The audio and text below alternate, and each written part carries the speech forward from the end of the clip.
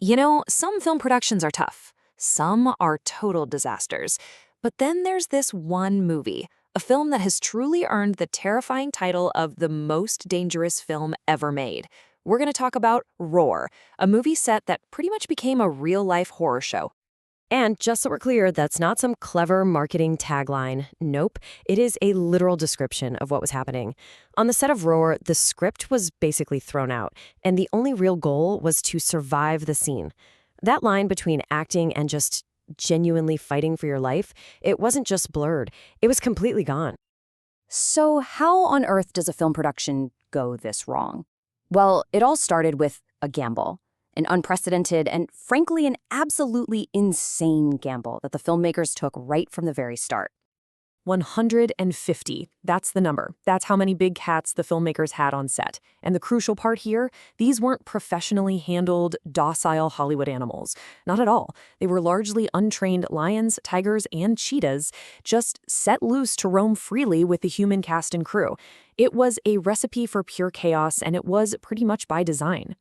The director's commitment to realism was, well, let's just call it what it was. Reckless. He wanted real, authentic interactions between people and these giant predators. And that meant no cages, no stunt doubles to step in for the dangerous scenes, and absolutely no planned-out, choreographed fights. And this created the fundamental, terrifying truth of the entire film.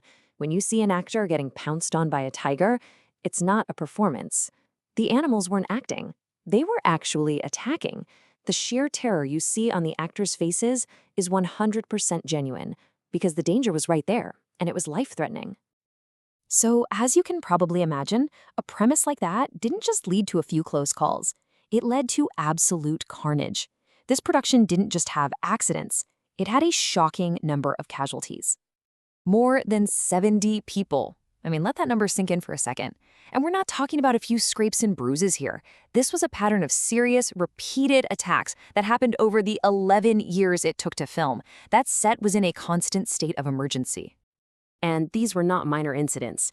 The lead actress, a very young Melanie Griffith, was mauled so badly that she needed facial reconstructive surgery. And get this, the cinematographer, Jan de Bont, the same guy who would later direct huge blockbusters like Speed and Twister, was literally scalped by a lion. It took 120 stitches just to sew his scalp back on. And then, and this part is just unbelievable, he went back to the set to finish filming. That one detail alone just captures the sheer madness and the brutal reality of what was happening on this production.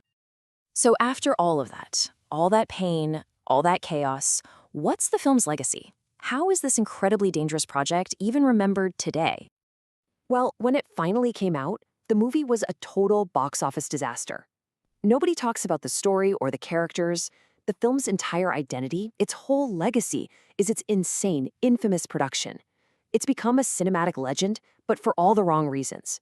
It's the ultimate cautionary tale of what happens when ambition collides with the raw, unforgiving power of nature. And really, that's the question the film leaves all of us with. Where do you draw the line between having a unique artistic vision and just a dangerously irresponsible obsession? Roar exists right on that bleeding edge, and it's a permanent reminder that forces you to ask, is any movie really worth this much real-life pain?